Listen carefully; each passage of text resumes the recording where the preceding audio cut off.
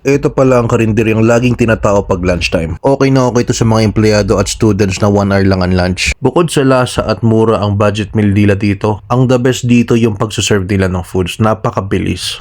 Pagka-order mo ng food, punta ka na agad sa cashier, tas pagbayad mo may sukli ka kaagad. At minsan, ayan may sabaw ka kaagad. Napaka-organized ng service nila dito. Hindi nagugulantang kahit marami ang mga tao.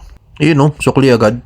Bilis niyan. And this is Borley and Carrie's Cafe and Eatery, locally known as Banga Banga. Because, tignan mo na lang kung bakit. Price check! Sa sobrang consistent ng bilis ng service nila dito, wala ka nang pakialam kahit katabi mo hindi mo kilala. Kakain ka lang naman tsaka 1 hour lang break mo. Eto, sample ng budget meal nila Eto na nga, sampulan na natin yung budget meal nila. Adobo at lechon kawali. Subuin mo na yan. Ang sabaw, may spring onions. Sarap niyan. The budget meal bite. Kung ayaw mo magsawsaw, magpatak ka. Nag-take out naman ako dito kinabukasan. Order naman tayo ng gulay. Ampalaya with egg. Dating gawin pagka-order mo, lipat ka kaagad sa cashier.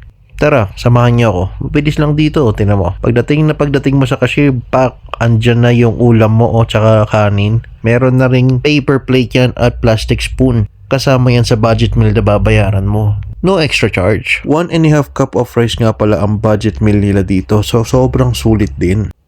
Tignan mo. Napaka-vibrant ng kulay niyan. Ito po, humba.